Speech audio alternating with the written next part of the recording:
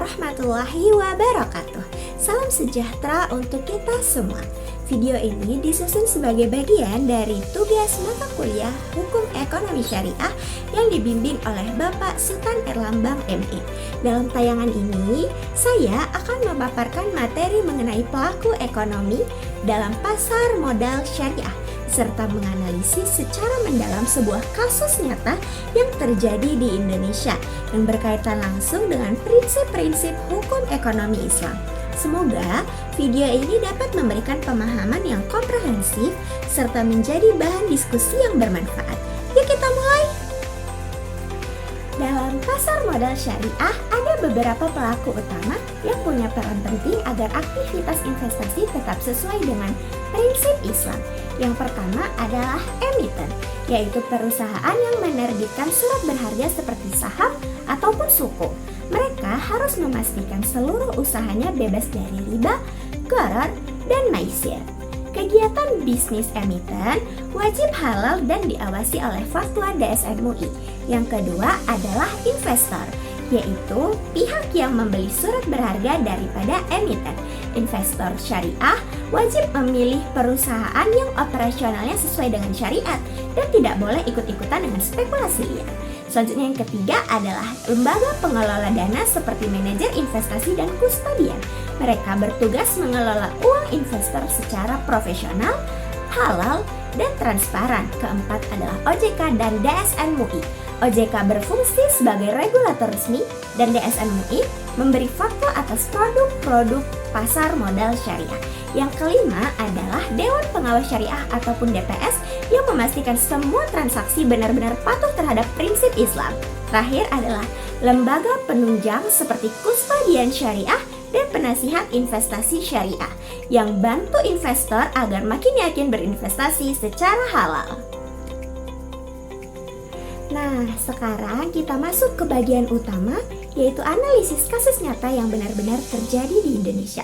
Kasus ini adalah tentang Pattern Asset Management, sebuah perusahaan manajer investasi syariah yang didirikan oleh Ustadz Yusuf Mansur. Pada tanggal 8 Mei 2024, OJK secara resmi mencabut izin usaha Pattern Asset Management karena tidak memenuhi rasio modal kerja minimum, tidak memiliki komisaris dan direksi aktif, serta tidak menyampaikan laporan keuangan sejak tahun 2022. Dalam artian sederhana, perusahaan ini jalan tanpa manajemen, tanpa laporan keuangan, dan tidak transparan terhadap dana masyarakat yang dihimpunnya. Berikut adalah sejumlah alasan spesifik yang menyebabkan pencabutan izin usaha Pattern Asset Management, yaitu kantor yang tidak ditemukan, selanjutnya tidak memiliki pegawai untuk menjalankan fungsi-fungsi manajer investasi yang kemudian tidak dapat memenuhi perintah tindakan tertentu, tidak memenuhi komposisi minimum direksi dan dewan komisaris, tidak memiliki komisaris independen. Yang selanjutnya adalah tidak memenuhi persyaratan fungsi-fungsi manajer investasi. Yang selanjutnya adalah tidak memenuhi kecukupan minimum modal kerja bersih yang disesuaikan ataupun MKDB yang dipersyaratkan. Tidak memenuhi kewajiban penyampaian laporan kepada Otoritas Jasa Keuangan ataupun OJK sejak periode pelaporan Oktober 2022. Apa yang menjadi masalah? Ini menunjukkan pelanggaran terhadap prinsip-prinsip utama pasar modal syariah. Yang pertama, adanya unsur gharar, yaitu ketidakpastian. Investor tidak tahu pasti kemana uang mereka dialokasikan.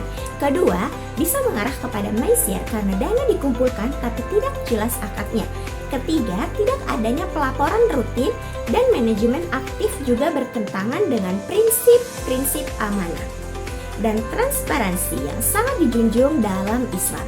Padahal, sebagai manajer investasi syariah, Pattern harusnya memiliki manajemen aktif, laporan yang diaudit, serta memastikan semua dana dikelola secara syar'i.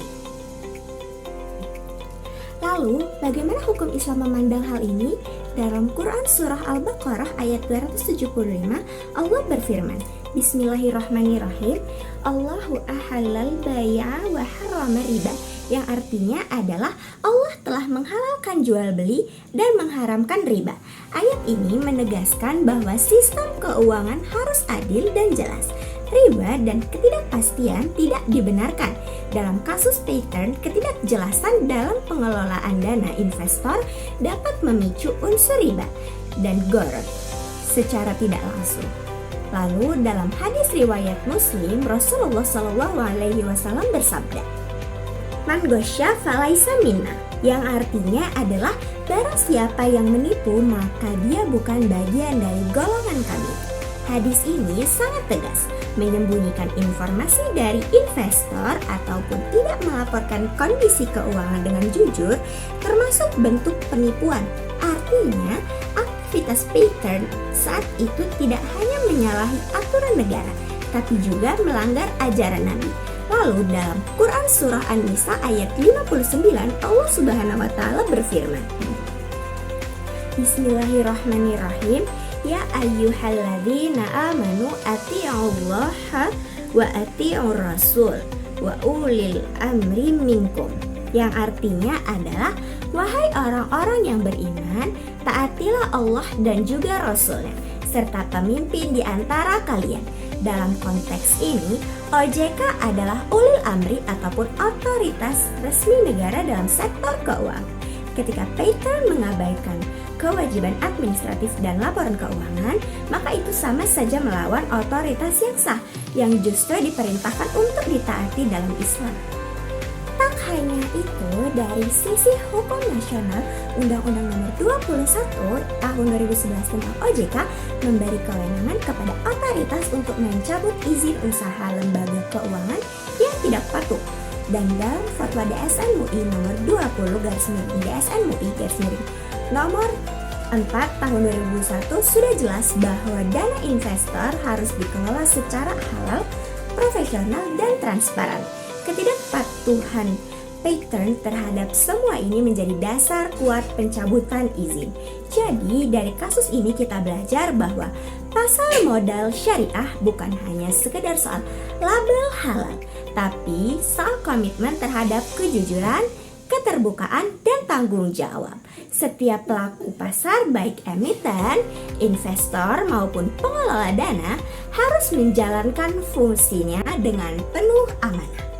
Ketika pelaku melanggar prinsip itu, dampaknya sangat besar. Investor dirugikan, citra ekonomi syariah tercoreng, dan masyarakat kehilangan kepercayaan. Kesimpulan yang dapat kita ambil adalah pasar modal syariah adalah ekosistem yang dibangun di atas prinsip Islam, tanpa riba, tanpa penipuan, dan penuh keadilan.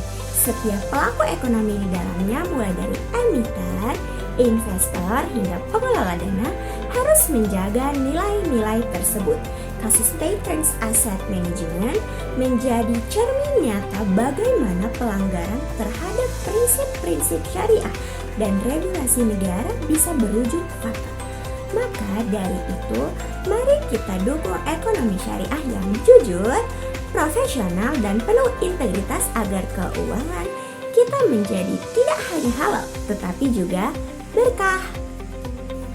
Demikian pemaparan mengenai pelaku ekonomi dalam pasar modal syariah, serta analisis terhadap kasus nyata yang relevan dengan prinsip-prinsip hukum Islam. Semoga penjelasan ini dapat memberikan wawasan yang bermanfaat dan memperkuat pemahaman kita terhadap pentingnya penerapan syariah dalam sistem ekonomi modern. Terima kasih atas perhatian Bapak Sultan Erlambang ME dan seluruh pihak yang telah menyimak video ini. Wassalamualaikum warahmatullahi wabarakatuh.